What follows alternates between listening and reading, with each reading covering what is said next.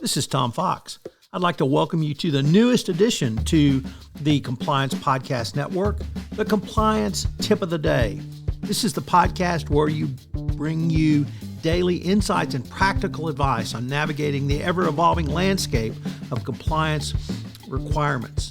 Whether you're a seasoned compliance professional or just starting your journey, my aim in this podcast is to provide you with a bite-sized, actionable tip to help you stay on top of your compliance game.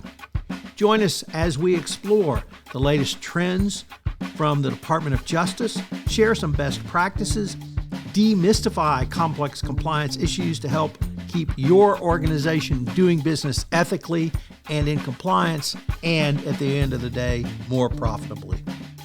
Tune in daily for your dose of compliance wisdom. Let's make compliance a little less daunting, one tip at a time. Now a word from the sponsor of the Compliance Podcast Network, Ethico. In compliance, the value of anonymous reporting is undeniable. But with Ethico, anonymity doesn't mean a loss of connection. Our blinded, two-way communication fosters an environment of trust and confidentiality, encouraging open and honest dialogue. It's not just about receiving reports. It's about understanding the story behind each one, creating a culture of integrity and respect. Transform your approach to anonymous reporting with Ethico. Begin your journey at ethico.com/CPN, where you can book a demo, access an exclusive white paper by Tom Fox titled The ROI of Compliance, and utilize our free ROI calculator.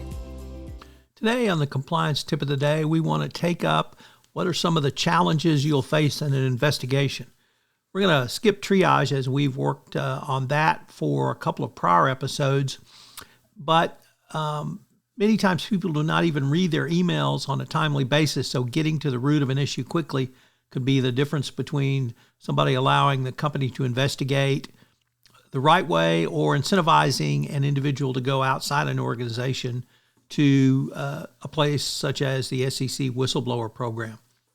Another area for concern is retaliation against whistleblowers. You might think corporate America got the message that retaliation is not only incredibly divisive, but it is also illegal under SOX and Dodd-Frank, but sadly this is not the case. Avoiding retaliation is critical, not only for an organization, but to also foment a successful investigation. Another area is the report itself.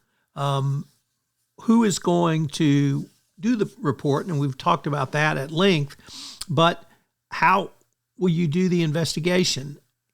Will you have access to all the facts? What is the potential issues that could be covered?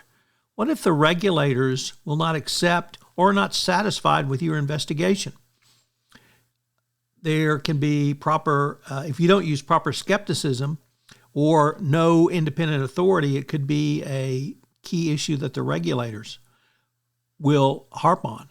Equally importantly is what if the company itself will not accept the results of an investigation?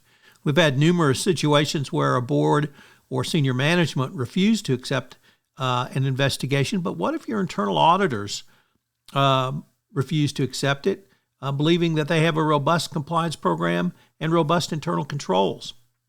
As a CCO, you have a title, but oftentimes no real authority, and if there's a weak compliance culture, it could be devastating to your investigation. It's almost like your own company is fighting you. This obviously means there are bigger issues on the table, such as culture. So how are you going to assess culture? How are you going to report to senior management and or the board that your culture is broken? All of these are key challenges that you'll have in an internal investigation, and you need to think about those throughout the pendency of the investigation itself. As you know, this month's sponsor of the Compliance Podcast Network, including this podcast, is Ethico.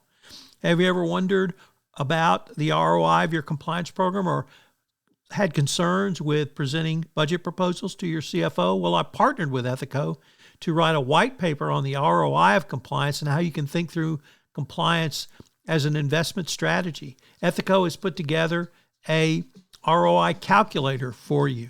Check them out on the website. This is Tom Fox again.